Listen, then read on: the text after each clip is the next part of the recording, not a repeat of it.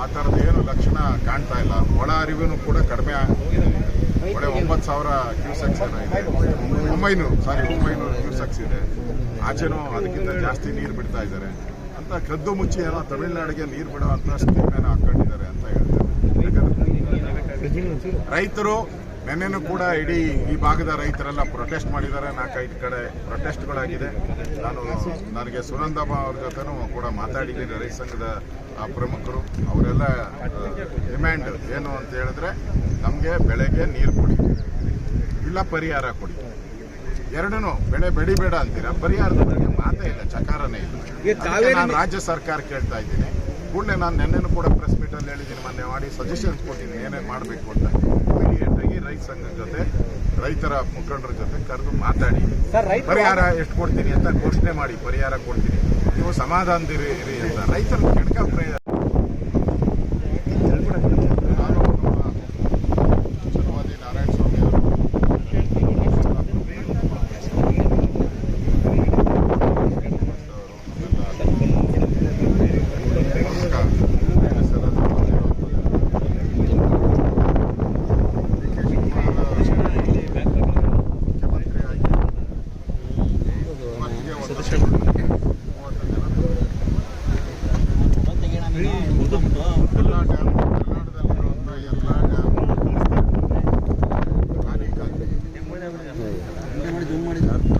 ಕಳೆದ ಬಾರಿ ಈ ಸಂದರ್ಭದಲ್ಲಿದ್ದಂಥ ಡ್ಯಾಮ್ಗಳ ಮಟ್ಟ, ಅದರಲ್ಲಿ ಕಾಲ್ಭಾಗನೂ ಇಲ್ಲ. KRS ಒಂದೇ 50, ಈಗ ಉಳಿದಿರೋದು 6 TMC ಮಾತ್ರ, 6.7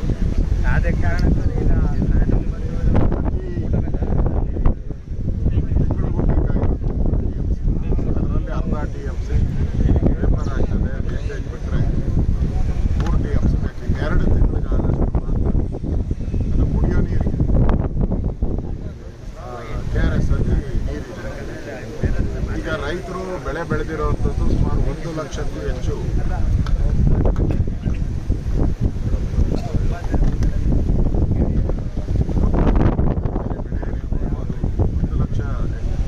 ಎಕರೆಗೂ ಹೆಚ್ಚು ಬೆಳೆ ಬೆಳೆದಿದ್ದಾರೆ.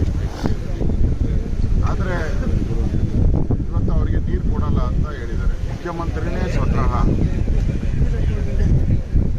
ಯಾರು ಬೆಳೆ ಬೆಳಿಬೇಡಿ, ನೀರಿಲ್ಲ ಅನ್ನೋ ಮಾತನ್ನು ಹೇಳಿದ್ದಾರೆ. ಪ್ರಧಾನಿ ನರೇಂದ್ರ ಮೋದಿಯವರು ಯುದ್ಧ ನಡೀತಾ ಇದೆ, ಸ್ವಲ್ಪ ಚಿನ್ನ ಖರೀದಿ ಮಾಡೋದು ಕಡಿಮೆ ಮಾಡಿ ಅಂದಾಗ ಲಬ ಲಬ ಲಬ ಲಬ ಅಂತ ಬಾಯ್ ಮಾಡ್ಕೊಂಡ್ರು ಕಾಂಗ್ರೆಸ್ DK ಶಿವಕುಮಾರ್. ಮಾತ್ರ ಬೋಧನೆ ಮಾಡ್ತಾ ಇದ್ದಾರೆ ರೈತರಿಗೆ, ನೀವು ನೀರಿಲ್ಲ ಬೆಳೆ ಬೆಳಿಬೇಡಿ ಅಂತ. ತಮಿಳ್ನಾಡಿಗೂ ಹೇಳ್ಬೇಕಾಯ್ತಲ್ಲ, ಇವ್ರು ಧೈರ್ಯ ಇದ್ದಿದ್ರೆ ತಮಿಳ್ನಾಡು ರೈತರಿಗೂ ಹೇಳ್ಬೇಕಾಯ್ತು ಬೆಳೆ ಬೆಳಿಬೇಡಿ, ನಮ್ಮ ಹತ್ರ ನೀರಿಲ್ಲ ಅಂತ. ಅಲ್ಲಿ ಹೇಳೋಕ್ಕೆ ಧೈರ್ಯ ಇಲ್ಲ. ಅಲ್ಲಿನ ವಿಧಾನಸಭೆಯಲ್ಲಿ ಈಗಾಗಲೇ ರೆಸೊಲ್ಯೂಷನ್ ಮಾಡಿದ್ದಾರೆ, ಮೇಕೆದಾಟಿಗೆ ನಾವು ಯಾವುದೇ ಕಾರಣಕ್ಕೂ ಅನುಮತಿ ಕೊಡಲ್ಲ. ಮುಖ್ಯಮಂತ್ರಿಗೆ ಏನಾದರೂ ಗೌರವ ಇದ್ದಿದ್ರೆ ಒಂದು ಅಧಿವೇಶನ ಕರೆದು ಅದಕ್ಕೆ ಉಂಟಾಗಿ ಒಂದು ಏನಾದರೂ ಮಾಡಬೇಕಾಗಿತ್ತು. ಪ್ರತಿ ಬಾರಿನೂ ಹೀಗೆ ಕಾಂಗ್ರೆಸ್ ಸರ್ಕಾರ ಬಂದಾಗ, ಇಲ್ಲಿ ಇಷ್ಟು ದಿನ ತಮಿಳ್ನಾಡಲ್ಲಿ ಸ್ಟ್ಯಾಲಿನ್ ಇತ್ತು, ಇವರು ಪಾರ್ಟ್ನರ್. ಏಕಾಏಕಿ ಜಂಪ್ ಹೊಡೆದು ಈಗ TVKಗೆ ಹೋಗ್ಬಿಟ್ಟಿದ್ದಾರೆ, ಅವರು ಪಾರ್ಟ್ನರು. ಇವರು ಪಾರ್ಟ್ನರ್ ಬರೋ ದೃಷ್ಟಿಯಿಂದ ಕರ್ನಾಟಕದ KRSಗೆ ಒಂದು ರೀತಿ ಇಲ್ಲಿನ ರೈತರಿಗೆ ಮೋಸ ಮಾಡ್ತಾ ಇದ್ದಾರೆ. ಒಂದು ಸರ್ವಪಕ್ಷದ ಸಭೆ ಕರಿಬೇಕಾಯಿತು, ರೈತ ಮುಖಂಡರನ್ನ ಸಭೆ ಕರೆದು ಬೆಳೆ ನೀವು ಯಾವ ಬೆಳೆಗಳನ್ನು ಬೆಳೀತೀರಿ ಅಂತ ಮಾಹಿತಿ ಕೊಡಬೇಕಾಯಿತು. ಅದು ಮಾಡ್ತಾ ಇಲ್ಲ. ಬರೀ ಟೆಂಡರು ಕಸದ್ದು 39,000 ಕೋಟಿ ಟೆಂಡರು ಕಸದ್ದು. ಅರ್ಜೆನ್ಸಿ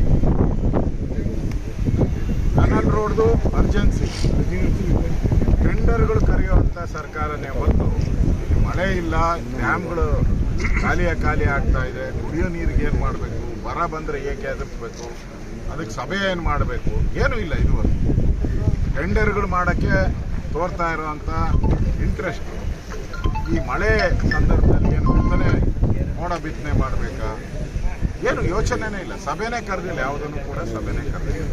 ಇಂಥ ಕೆಟ್ಟ ಸರ್ಕಾರವನ್ನು ಯಾವತ್ತೂ ನಾವು ನೋಡಕ್ಕೆ ಸಾಧ್ಯ. ಏನೋ ಹೊಸ ಸರ್ಕಾರ ಬಂದಿದೆ ಅಂತ 1 ತಿಂಗಳಾಯಿತು, ಏನಾದರೂ ಬದಲಾವಣೆ ಕರ್ನಾಟಕದಲ್ಲಿ ಇದೆಯಾ? ಏನಿಲ್ಲ. ಅದೇ ಲಂಚ, ಅದೇ